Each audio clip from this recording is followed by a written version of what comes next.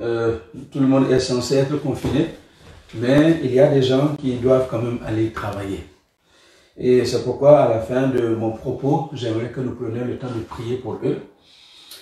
Prier pour les soignants qui vont travailler. Prier pour les médecins, pour les infirmières. Nous prenons le temps de prier pour ceux qui sont aux caisses des différents magasins qui continuent d'accueillir des clients. Nous prions pour ceux et celles qui sont aux stations, qui continuent de distribuer de l'essence. Nous allons prier pour les pompiers, prier pour les forces de l'ordre, les policiers, les gendarmes, toutes ces personnes qui sont tenues de rester dehors au risque de contracter le virus pour que nous vivions une vie tranquille, une vie saine. Nous allons pouvoir prier pour toutes ces personnes-là. Alors, dans ce temps de crise, ce temps difficile, il y a une chose que j'aimerais que nous puissions saisir sérieusement ce soir en ce qui concerne la personne de notre Dieu. Il y a une chose que j'aimerais vraiment que le peuple de Dieu retienne ce soir. C'est que malgré ces moments, malgré ces temps, malgré cette période difficile, notre Dieu est fidèle. Et j'aimerais parler de la fidélité de Dieu. Comment nous pouvons vraiment avoir une confiance totale dans cette fidélité parce que notre Dieu est fidèle. Alors, je vous amène dans la lecture de l'Épître aux Hébreux, chapitre 13, versets 5 à 6, 5 à 8, pardon. Hébreux 13, versets 5 à 8. Ce sont des passages que vous connaissez très bien et que vous avez déjà entendus plusieurs fois en prédication. Mais voilà, la répétition est la mère de l'instruction. Et c'est pourquoi je voudrais vraiment que nous puissions être rappelés ce soir que nous avons affaire à un Dieu fidèle. Nous lisons donc le passage, Hébreux 13, versets 5 à 8. « Ne vous livrez pas à l'amour de l'argent, contentez-vous de ce que vous avez. Car Dieu lui-même a dit, je ne te délaisserai point, je ne t'abandonnerai point. » C'est donc avec assurance que nous pouvons dire, le Seigneur est mon aide, je ne craindrai rien. Que peut me faire un homme? Souvenez-vous de vos conducteurs qui vous ont annoncé la parole de Dieu. Considérez quelle a été la fin de leur vie et imitez leur foi. Verset 8, Jésus-Christ est le même hier, aujourd'hui et éternellement.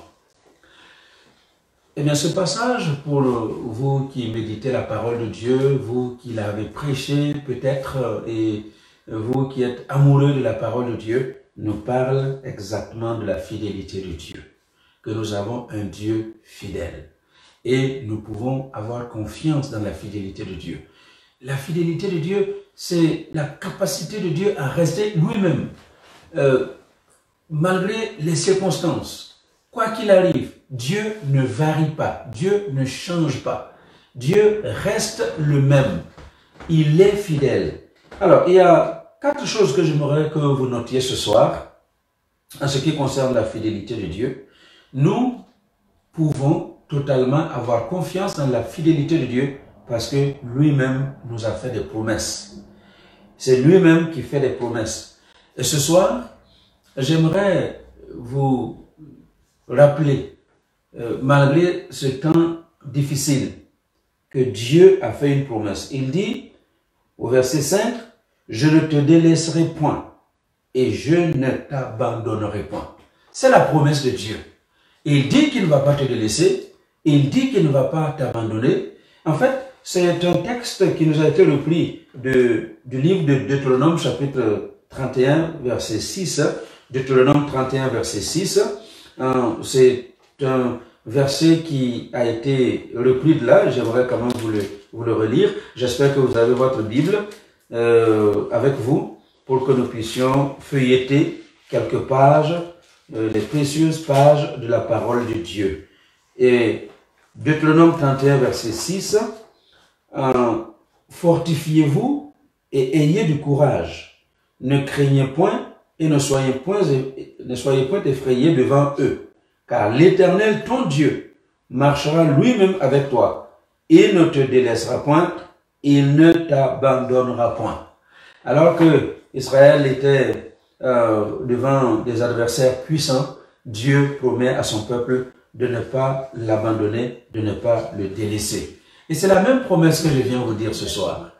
Quoi qu'il arrive dans ta vie, que tu ressentes des symptômes ou que tu sois déjà en plein dans ce virus qui est en train de ravager dans notre monde, quel que soit ce qui arrive à ta vie aujourd'hui, il faut retenir une chose, Dieu lui-même a fait la promesse de ne pas t'abandonner, de ne pas te délaisser, de ne pas t'oublier. C'est la promesse de Dieu. Et quand Dieu fait une promesse, eh bien, elle est faite pour ne pas être remise en question.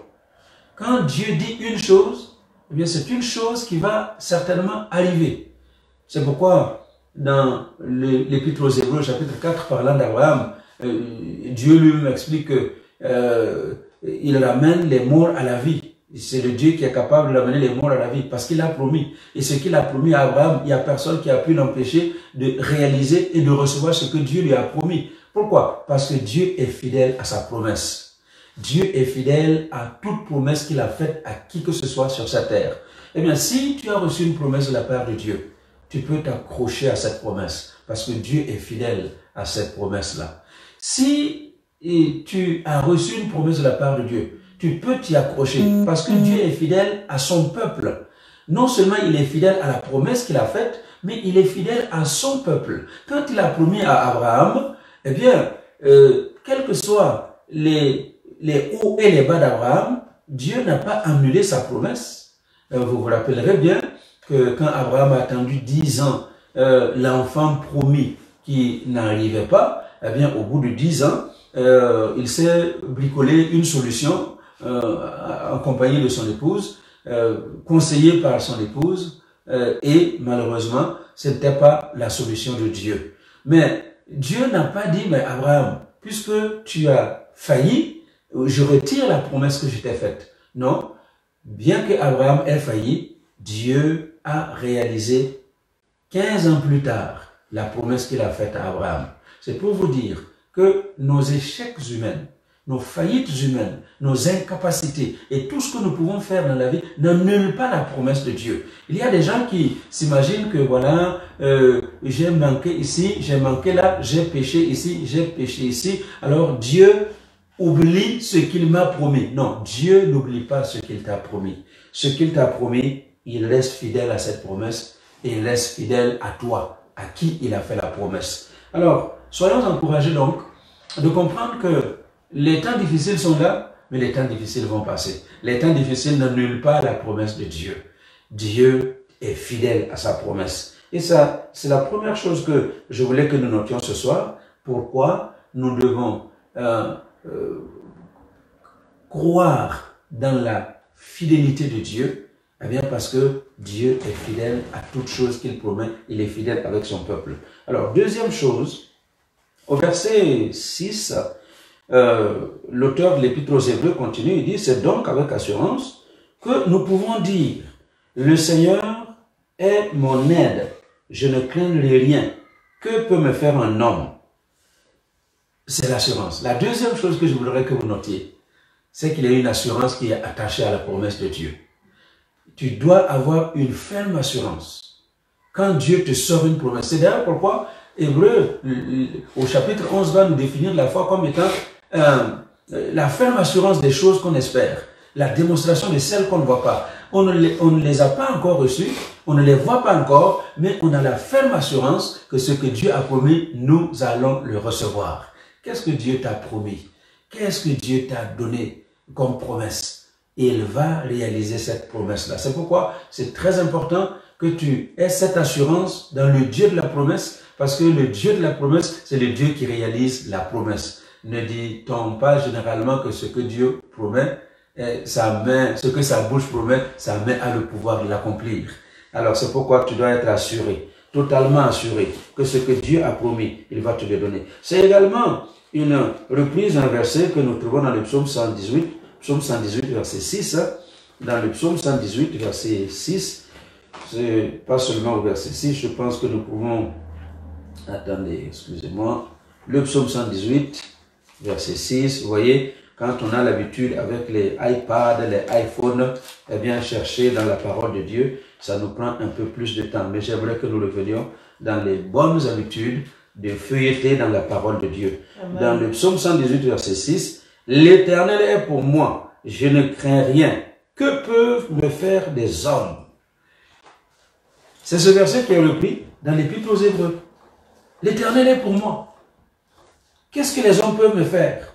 C'est donc une occasion, une raison suffisante pour avoir l'assurance totale que ce que Dieu a promis, il va le réaliser. Alors, bien aimé, ce soir, je vous amène sur ce terrain-là de la fidélité de Dieu. Tenons ferme, parce que le Dieu qui t'a fait la promesse est fidèle. Tiens ferme, sois assuré que le Dieu qui t'a fait la promesse, il va réaliser cette promesse. Et c'est pourquoi il dit, je n'ai pas à craindre les hommes. Qu'est-ce que j'ai à craindre les hommes? Qu'est-ce qu'un homme peut me faire?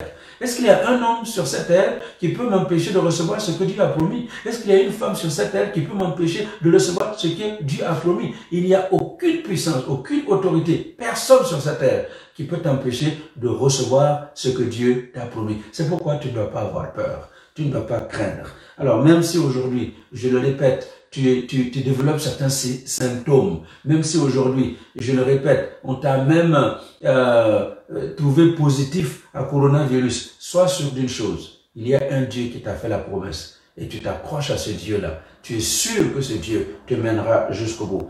Qu'est-ce que j'ai à avoir peur des hommes? Qu'est-ce que j'ai à avoir peur d'un homme? Alors, soyez encouragés ce soir, parce que le Dieu à qui nous croyons, il est le Dieu fidèle. Il est fidèle à ses promesses. Il est fidèle avec son peuple, il est fidèle avec sa parole, alors je peux être assuré, avoir l'assurance ferme que ce qu'il m'a promis, je vais le recevoir. Amen. La troisième chose que je vous invite à retenir ce soir, c'est le souvenir, la capacité de nous souvenir. Au verset 7, Hébreux 13, verset 7, il dit, « Souvenez-vous de vos conducteurs qui vont annoncer la parole de Dieu. Considérez quelle a été la fin de leur vie et imitez leur foi. » Il y a un appel au souvenir. L'auteur parle à ses destinataires de comprendre que les gens qui leur ont annoncé la parole de Dieu, les apôtres, les serviteurs de Dieu qui leur ont annoncé la parole de Dieu, ont établi un chemin. Il y a un chemin qui a été frayé. Jésus est le chemin. Il nous a frayé ce chemin et nous marchons sur les traces de Jésus et nous continuons de tracer le chemin pour que ceux qui viennent derrière nous puissent marcher de façon safe, comme on dit en anglais, comme on dit ça encore en français, sûr, hein, que l'on puisse marcher sur un chemin balisé. Voilà, donc, il dit, souvenez-vous, souvenez-vous de ceux qui vous ont annoncé la parole de Dieu. Regardez quelle a été la fin de leur vie. Eh bien, je peux vous assurer que ceux qui nous ont annoncé la parole de Dieu, retournez au début de l'Église pour voir comment était la vie des premiers apôtres qui nous ont annoncé la parole de Dieu. Tous les 12, même si Judas entre-temps s'est suicidé et puis Matthias a pris sa place, eh bien, les 12 ont fini leur vie pas comme nous aimerions finir. Nous tous là ici, et vous qui me suivez, chacun rêve de finir sa vie de façon merveilleuse sur la terre, une belle mort, rassasié de jour, tu es fatigué de vivre et tu demandes à aller en paix aux côtés de ton Seigneur et puis tu meurs calmement dans ton lit et on te fait de grandes funérailles et on t'honore. Tout le monde rêve de cela. Mais tous les gens qui ont annoncé la parole de Dieu au début de l'Église, il n'y a pas... tous ont été persécutés, sont morts, martyrs. Alors, c'est pourquoi nous devons réaliser une chose. Il dit, regardez quelle a été la fin de leur vie. Mais malgré les souffrances qu'ils ont endurées, malgré la mort brutale que la plupart ont connue, ils sont restés fermes. ils ont tenu à leur Seigneur, ils ont gardé la foi. Et c'est pourquoi Paul lui-même, à la fin de sa vie, pouvait dire, j'ai combattu le bon combat, j'ai gardé la foi. Désormais, la couronne de vie m'est réservée. Ça ne s'est pas passé sans combat, sans lutte, ça a été dur. Mais ils ont tenu bon jusqu'au bout. Et c'est pourquoi l'apôtre, l'auteur de l'Épître aux Hébreux, nous encourage à considérer quelle a été la fin de leur vie pour imiter leur foi. Vous comprenez? Dieu a été fidèle avec eux. Ce n'est pas parce qu'ils sont morts martyrs que Dieu n'a pas été avec eux. Dieu était avec eux, même dans ce temps de martyr. Dieu était avec eux dans ce temps de souffrance. Et Dieu est avec nous encore aujourd'hui, dans ce temps où il y a la maladie qui frappe, la pandémie partout, dans le monde, dans toutes les maisons, dans la plupart des maisons. Il y a toutes sortes de gens qui sont touchés par ce virus. Mais j'aimerais vous dire une chose, Dieu est avec toi pendant ce moment-là. Comme il a été avec ceux qui nous ont précédés, il sera avec toi pour traverser ce moment difficile. Alors, vous voyez, dans le psaume 37, verset 23, parce que ce verset que je suis en train de vous développer vient également de ce passage-là, psaume 37 à partir du verset 23, « L'Éternel a fermé les pas de l'homme, et il prend plaisir à sa voix. S'il tombe, il n'est pas terrassé, car l'Éternel lui prend la main. » Est-ce que vous m'entendez? Tu ne seras pas terrassé, parce que l'Éternel te prend la main. Peut-être que cette maladie, en cette saison, va te faire plier le genou. Tu vas même mettre un genou à terre, mais tu ne seras pas KO. Parce que l'Éternel te tient la main. Amen. Et il te fera sortir victorieux. Peut-être que tu as un combat d'un autre type, mais ce combat-là ne te mettra pas KO. Tu auras un genou par terre, mais tu vas te relever. Parce que l'Éternel te tient par la main. Amen. Et voilà, il continue, il dit, j'ai été jeune, j'ai vieilli, je n'ai point vu le juste abandonné. Amen. Ça, c'est David qui parle. Il a été jeune, il a vieilli. Il n'a pas vu le juste abandonné, ni sa postérité mendiant son pain. Toujours il est compatissant et il prête, et sa postérité est bénie. Et c'est ma prière pour toi ce soir, que tu ne sois jamais la personne qui est toujours la main tendue pour recevoir. Parce que le Dieu en qui tu crois, ce Dieu-là, qui a été fidèle avec ceux qui nous ont précédés, sera fidèle avec toi. Pour que toi-même tu ne mendies pas de quoi manger, que ta postérité ne mendie pas de quoi manger. Amen. Alors c'est pourquoi nous devons nous souvenir que Dieu a été fidèle avec les gens qui nous ont précédés. Même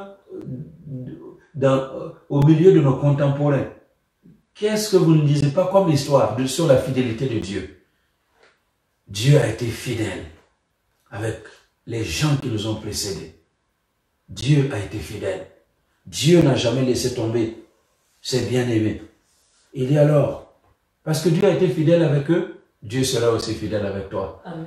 Alors c'est pourquoi c'est vraiment important que tu t'attaches à cette fidélité de Dieu. Amen. Pour comprendre que les choses arrivent, les choses vont passer, mais toi, tu seras fortement accroché à ce Dieu-là, jusqu'à ce que tu obtiennes la victoire. Amen. Alors tiens bon, parce que c'est bientôt la fin. Alléluia. Amen. Je parle de la fin de cette histoire, la fin de ce temps difficile qui est en train de frapper, de balayer le monde entier. Bientôt, Dieu nous accordera la délivrance et nous pourrons reprendre nos activités. Et les églises pourront être à nouveau remplies. Et parce qu'il y a un Dieu dans les cieux qui a été fidèle avec ceux qui nous ont précédés et qui restera fidèle avec nous également. Amen. Combien de fois il n'y a pas eu une plaie qui a balayé d'Israël des milliers de gens? Mais quand Dieu est intervenu, la plaie s'est toujours arrêtée. Et la gloire de Dieu a visité son peuple. La peste est venue. La peste a ravagé des millions de gens. Mais la peste s'est arrêtée. Et j'ai cette bonne nouvelle pour vous. Coronavirus aussi va s'arrêter. Comme je le disais hier, cet enfant qui n'arrive pas à prononcer coronavirus, qui dit coronavirus, oui, je m'aligne sur la déclaration de cet enfant pour dire que coronavirus, il va partir aussi. Il va partir. Parce qu'il y a un Dieu qui combat pour nous. Alléluia. Amen. Alors, j'avais dit que nous allions voir donc 4 choses. Alors, on a vu les 3 points. Pourquoi nous devons nous attacher à la fidélité de Dieu? Parce que Dieu a fait des promesses. Et quand il fait des promesses, il reste fidèle à ses promesses. Pourquoi nous devons nous attacher à la fidélité de Dieu? Parce que la promesse de Dieu vient avec une assurance. Nous devons être assurés que ce que Dieu promet, il le donne. Nous devons nous souvenir, troisième chose, que ce que Dieu a fait dans le passé, il peut le faire encore aujourd'hui. Il a été fidèle avec ceux qui nous ont précédés, il sera fidèle avec nous aujourd'hui. Et la dernière chose que nous notons, pourquoi nous devons nous attacher à la fidélité de Dieu? Parce que notre Seigneur Jésus est immuable. Au verset 8, il est dit que Jésus-Christ est le même hier, il est le même aujourd'hui, il est le même éternellement. C'est le Seigneur immuable. Amen. Le Seigneur qui ne change pas, qui ne saurait varier. Jésus ne change pas et il ne varie pas. Il est le même. Tel il a été dans le passé, tel il est aujourd'hui et tel il le sera dans l'avenir. Mais vous savez, le problème des chrétiens, c'est généralement de vivre deux extrêmes et de comprendre deux extrêmes. L'extrême qui consiste au passé, où le Seigneur est fidèle dans le passé, l'autre extrême qui consiste à l'avenir, que le Seigneur sera fidèle à l'avenir. Mais ils oublient souvent le présent. Que le Seigneur qui a été fidèle dans le passé et qui restera fidèle dans l'avenir, il est aussi fidèle aujourd'hui. L'illustration frappante, c'est ce que Marthe et Marie ont dit à Jésus quand il est arrivé dans la maison mortuaire où Lazare était, leur frère a été mis au tombeau depuis 4 jours, et quand Jésus arrive là, Marthe le rencontre d'abord la première, ensuite c'est Marie, et toutes les deux, quand elles arrivent, qu'est-ce qu'elles disent? Si tu avais été là, hier, avant-hier, il y a 4 jours, quand on a envoyé t'appeler, si tu avais été là, le passé, nous savons que tu es le Dieu du passé, que tu es fidèle dans le passé. Il dit, si tu avais été là, Seigneur, notre frère ne serait pas mort. Et qu'est-ce que Jésus leur répond? Eh bien, votre frère vivra. Votre frère ressuscitera. Et voici, donc c'est l'extrême, hein, le passé. Et l'autre extrême, c'est oui, Jésus, nous savons que notre frère va ressusciter. Mais au dernier jour, c'est dans l'avenir. C'est pas aujourd'hui. C'est dans l'avenir. Et il a fallu que Jésus leur explique que lui-même, il est la résurrection et la vie. Et il est capable d'amener Lazare à la résurrection aujourd'hui. Et c'est ce que je veux que tu comprennes aujourd'hui. Jésus n'est pas seulement le Jésus d'hier, qui a opéré des miracles hier, qui a opéré des guérisons hier, qui a chassé des démons hier. Jésus n'est pas le Jésus de l'avenir qui va, parce que nous rêvons toujours et tous que un jour la trompette va sonner au son de la voix de l'archange. Jésus-Christ lui-même descendra du ciel et les morts en Christ vont ressusciter premièrement, et nous les vivants qui serons restés, nous serons changés, transformés, et ensemble nous allons être enlevés à la rencontre de notre Seigneur dans les airs. Mais ça c'est demain. Mais entre hier et demain, il y a aujourd'hui. Et aujourd'hui, Jésus n'a pas changé. Il est le même. Et s'il a pu le faire hier, il le fera pour toi aujourd'hui. S'il peut le faire demain, il peut le faire aussi pour toi aujourd'hui. Alors c'est pourquoi nous devons nous accrocher dans la fidélité de Dieu. Dieu est fidèle, bien-aimé. Le Seigneur en qui nous croyons est fidèle. Et il n'a pas changé. Et aujourd'hui, il va nous visiter de façon spéciale. Parce que dans des moments difficiles, Dieu se montre aussi le Seigneur spécial. Amen. Alors que sa grâce nous visite ce soir, que sa paix soit sur chacun d'entre nous, que vous partiez vraiment dormir ce soir avec la ferme assurance que le Jésus que nous sommes venus adorer est là avec toi, et il chemine avec toi, et il t'accompagne dans tes luttes et dans tes combats, et il dort avec toi, il se réveille avec toi. Quel que soit le mouvement que tu fais, le Seigneur est avec toi. Amen. Alors sois béni. Que sa paix repose sur chacun d'entre nous. Au nom de Jésus. Amen. Amen. Amen. Alors nous allons prier. Je vous ai promis que nous allons prier. On prendra justement le temps de prier. Dans un premier temps, j'aimerais que nous puissions dire merci. Parce que voilà, quand vous priez et puis le Seigneur intervient, eh ben, il faut aussi savoir dire merci. Et c'est pourquoi j'aimerais que nous puissions d'abord dire merci. Dire merci parce que le pasteur Lugoya pour qui nous prions est sorti de l'hôpital. Dire merci parce que il y a plusieurs personnes qui étaient aux soins intensifs qui sont sortis, plusieurs qui ont rejoint leur maison. Certains sont encore en confinement. Nous tous nous sommes confinés chez nous, mais la plupart sont retournés chez eux. Et il y a ces millions de gens qui sont protégés qui ne manifestent aucun symptôme et que Dieu a protégées. Et toi, tu fais certainement partie de ces personnes que Dieu protège particulièrement. Alors nous allons d'abord dire merci. Merci pour cette main de protection du Seigneur sur la vie des uns et des autres. Et puis ensuite, nous prions pour d'autres sujets qui sont actuels, et sachant que notre Dieu est le Dieu qui interviendra pour que nous puissions lui donner toute la gloire. Alors là où tu es, tu peux élever ta voix, tu peux prier, et j'aimerais vraiment que ce soit une armée puissante, une armée vivante, une armée qui se lève pour la prière, parce que c'est dans cette prière-là que nous aurons la victoire. Alors merci, élevons nos voix et disons merci au Seigneur. Merci Seigneur notre Dieu, parce que tu n'es pas un Dieu sourd, et ton bras n'est pas court. Tes oreilles entendent la voix de ton peuple, et tes mains interviennent pour secourir ton peuple. Nous avons prié pour un certain nombre de gens depuis le début de la pandémie, et nous avons vu comment ta main a été à l'œuvre pour sortir certaines personnes de la phase critique. Tu as ramené d'autres à la maison totalement parce que quelque chose s'est passé dans leur santé et ils se sont retrouvés guéris. Alors c'est pourquoi nous te disons merci. Merci pour les nombreuses personnes qui sont épargnées, qui côtoient le virus au quotidien, mais qui sont épargnées parce que ta grâce les visite, parce que ta paix les visite. Merci infiniment Seigneur pour ta protection. Merci pour la faveur qui accompagne ton peuple. Au nom de Jésus. Alléluia. Nous allons prier pour un certain nombre de gens. Si vous connaissez des gens qui sont touchés par le coronavirus, nous prions vraiment que vous mettez en prière pour ces gens-là. Ça va être un moment d'intercession en faveur de ceux qui souffrent encore. Prions que Dieu se souvienne de toutes ces personnes-là. Au nom de Jésus. Alléluia. Seigneur, je prie ce soir pour maman Mélanie. Merci parce que ta grâce a commencé à la visiter depuis hier et je sais que cette grâce va achever ce travail dans son corps et elle va totalement recouvrir la santé au nom de Jésus. Merci pour maman Sinagina que tu es en train de visiter spécialement en ce moment, que la puissance de guérison du Seigneur touche son corps, libère son corps totalement et qu'elle voit ta gloire au nom de Jésus.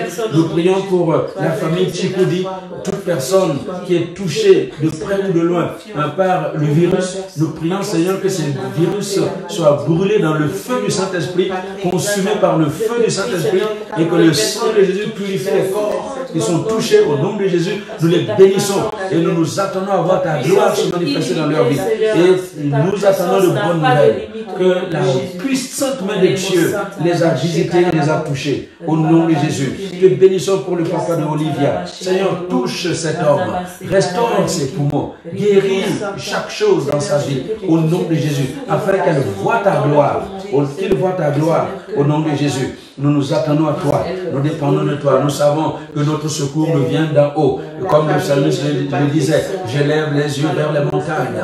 Oui, d'où me viendra le secours? Nous savons que le secours ne nous vient pas des grands, le secours ne nous vient pas des puissants, le secours ne nous vient pas des médicaments, mais le secours nous vient de l'Éternel. C'est pourquoi nous te confions le papa de Olivia, afin que ta grâce visite cet homme. Au nom de Jésus, nous te confions Patrick Kama, afin que tu le visites maintenant. Au nom de Jésus, que la gloire de Dieu le couvre, que la puissance de Dieu le touche, que le feu de l'Esprit agisse dans sa vie, afin qu'il voie ta gloire. Au nom de Jésus, nous prions pour Axel, Seigneur, afin que là où elle est en ce moment, que la puissance de guérison touche son corps, libère son corps de tout virus au nom de Jésus.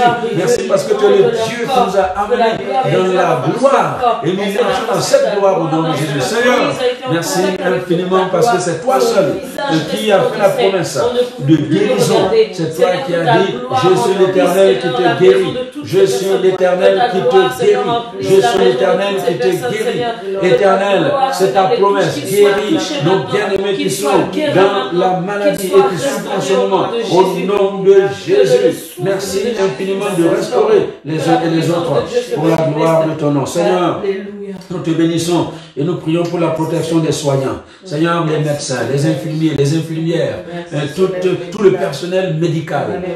Nous prions que tu les protèges, quel que soit l'hôpital dans lequel ils se trouvent, quelle que soit la maison de repos, à tous endroits. Nous prions vraiment pour la protection de tous ceux qui se lèvent le matin et qui vont travailler à soigner ceux qui sont malades, à s'occuper de ceux qui sont dans les besoins. Au nom de Jésus, nous prions pour les forces de l'ordre, pour les gendarmes et les policiers qui sont dans les rues, qui sont sur les places publiques, qui sillonnent les différents pays, Luxembourg, la Belgique, la France, tous les pays qui nous entourent. Nous prions que tu les protèges, que tu les bénisses au nom de Jésus, qu'il y ait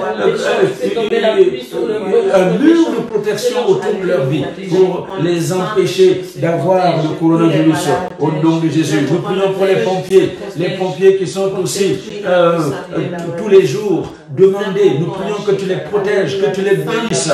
Les pompiers de Luxembourg, les pompiers de la Belgique, les pompiers de la France, les pompiers de la Hollande, les pompiers de l'Allemagne. Seigneur, merci. Tous ces pays qui nous entourent, merci de les protéger au nom de Jésus.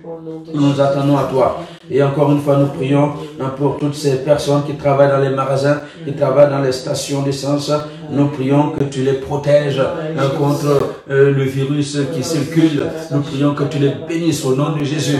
Et nous voulons vraiment prier que tu touches nos politiciens, que tu leur donnes un bon discernement, que tu leur donnes de prendre de bonnes décisions pour gérer la crise et que tu pourvoies aux besoins de notre pays, le pays qui nous accueille, le Luxembourg. Nous prions pour le grand-duc, nous prions pour la grande-duchesse, nous prions pour sa famille, nous prions pour le premier ministre Xavier Bettel, nous prions pour son gouvernement, nous prions pour la Chambre des représentants, nous prions pour les députés, nous prions pour toutes les autorités de ce pays qui nous accueillent. Nous les bénissons au nom de Jésus et nous nous attendons à voir ta gloire couler sur ce pays, que ta grâce coule sur ce pays et que ta présence soit manifeste dans ce pays au nom de Jésus. Seigneur, nous prions pour nos pays d'où nous sommes venus. Seigneur, nous sommes venus des différents pays d'Afrique ou d'ailleurs. Nous prions pour nos pays d'origine, que ta grâce les visite également, que tu touches les différents politiciens de nos pays en Afrique, que tu leur donnes l'intelligence, la sagesse, la clairvoyance de gérer les choses comme il se doit au nom de Jésus. Seigneur, merci pour tout ce que tu fais pour notre monde. Et à cause de ces prières que nous faisons monter chaque matin et chaque soir devant ton trône de la grâce, nous prions pour terminer pour ton peuple, ton bien-aimé peuple Israël. Nous prions que tu bénisses ce peuple choisi, que tu agisses dans la protection de ce peuple. Combien de fois tu n'as pas béni Israël depuis la nuit des temps? Eh bien, tu n'as pas changé. Comme nous te connaissons comme le Dieu fidèle, eh bien, que ta fidélité se manifeste à l'endroit d'Israël. Nous prions pour les autorités israéliennes. Alléluia. Nous prions pour le Premier ministre, pour toutes les autorités. Nous prions pour le peuple. Seigneur, merci de bénir ce peuple. C'est toi qui l'as dit. Que si nous bénissons ton peuple, nous serons bénis. Amen. Eh bien, nous bénissons ton peuple afin de recevoir la bénédiction qui est attachée à cette promesse également. Seigneur, sois béni pour tout. Que ta grâce soit sur chacun de nos internautes. Que ta présence se manifeste dans la vie de nos internautes. Que la paix de Dieu repose sur vous. Que la faveur de Dieu soit sur vous. Alors, soyez bénis. Allez vivre dans cette fidélité de Dieu. Au nom de Jésus. Amen. Amen. Alors, avant de terminer, nous allons faire la déclaration, les 5 bénédictions. Les 5 bénédictions que nous sommes déclarés pendant plusieurs années. Eh bien, nous revenons encore là-dessus parce que sont des paroles puissantes. Je suis racheté par le sang de Jésus-Christ. Je suis une personne pardonnée et justifiée. Je suis délivré du monde et de l'esprit du monde. Et je suis rempli du Saint-Esprit de Dieu. Je suis guéri par les meurtrissures de Jésus-Christ à la croix. Je suis délivré de la malédiction. Je suis une personne bénie. Je suis béni de la bénédiction d'Abraham. Je suis délivré de l'enfer et de la mort. Je suis établi dans le glorieux royaume de Dieu. Et j'ai la vie éternelle. Tu as la vie éternelle. Amen. Va et vis dans cette vie éternelle au nom de Jésus. Amen. Amen. À demain, 19h. Soyez bénis.